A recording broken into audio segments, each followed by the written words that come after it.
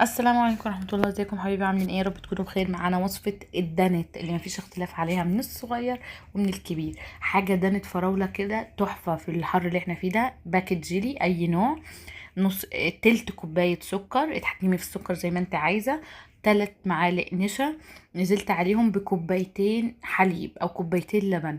لو مش عندك لبن وعندك لبن باودر، لكل كوباية لبن 3 معالق لبن باودر، لكل كوباية مية سوري 3 معالق لبن باودر. بقلبه تماما على البارد لحد ما كل حاجة عندي تدوب، وابدأ ارفعه على النار لحد ما القوام بتاعي يتماسك. عندي بقى معلقه قشطه، القشطه هي اللي بتتحكم لي في الطعم، يا ريت تكون قشطه نوع نظيف وحاجه كويسه.